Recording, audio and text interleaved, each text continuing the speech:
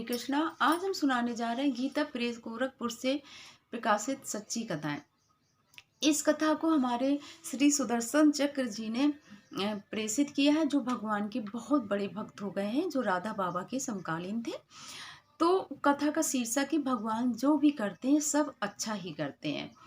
कभी कभी ऐसा होता है भक्तों की, जैसा कि हमारे अभी की ज़िंदगी में, वर्तमान ज़िंदगी में कुछ ऐसी घटना घटित होती है जो कि हमको अच्छी नहीं लगती है, और हम कह देते हैं कि सभी कह देते हैं कि अरे भगवान ने ये अच्छा नहीं किया।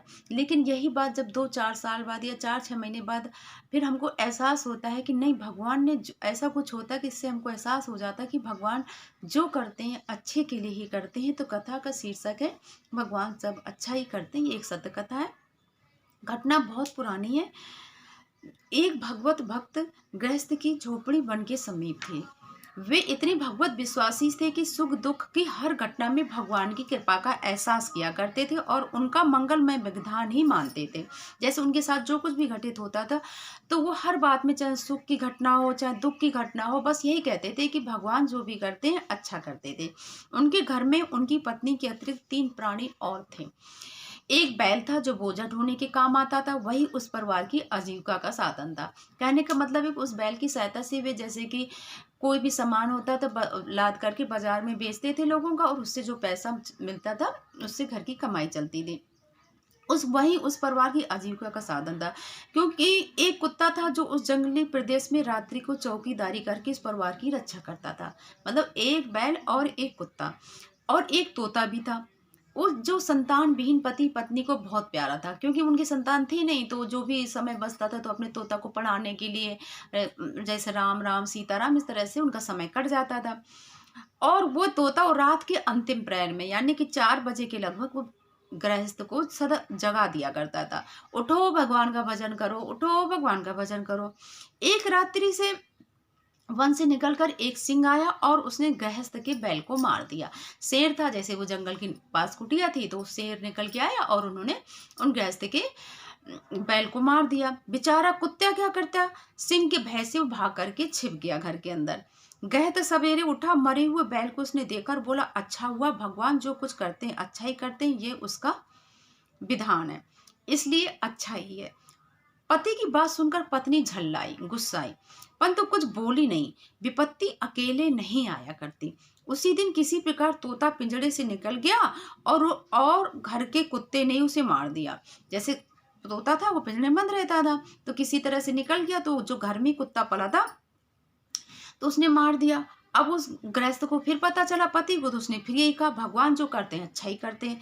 स्त्री ने इस बार अपना सिर ऐसे पीट लिया और वो इतनी दुखी थी कि बोलने का उसमें कुछ साहस ही नहीं था।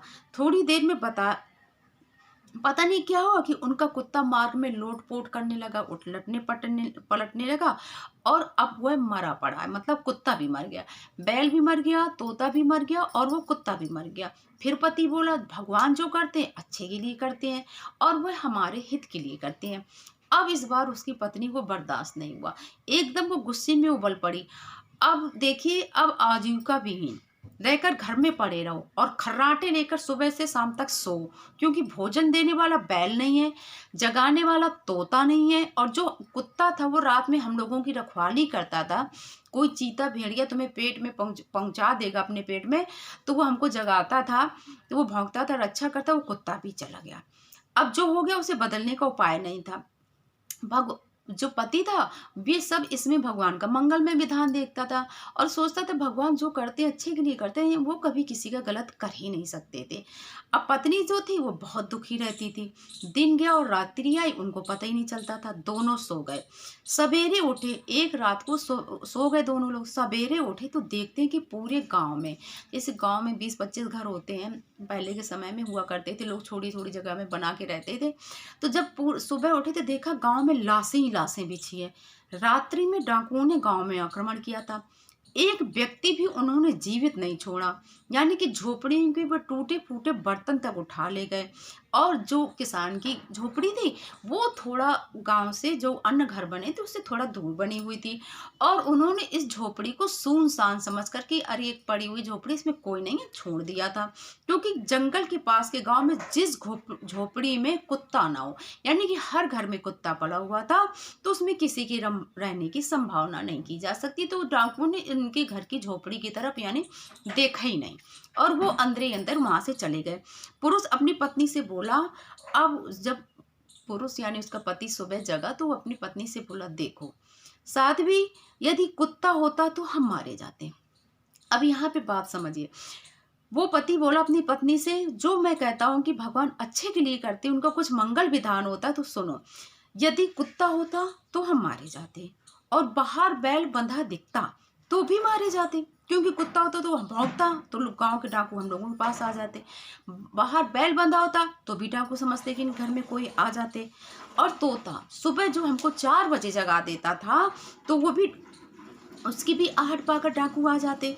और जितनी इस गांव में जितने भी घर थे सब में लोग कोई भी जिंदा नहीं बचा है।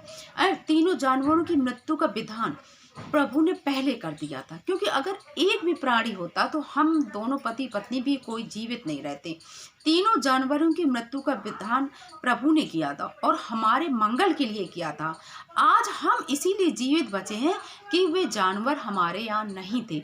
इसीलिए मैं कहता हूँ हे प्रिय, कि भगवान जो भी करते हैं अच्छा करते, भले ही हमें उस समय नहीं अच्छा लगता जिस समय हमारे साथ घटना घटित होती है, लेकिन भगवान अच्छा या बुरा जो भी हमारे जीवन में होता है वे उनका केवल मंगलमय विधान ही होता है। ऐसा होता है प्रभु के ऊपर विश्वास। हरे कृष्ण।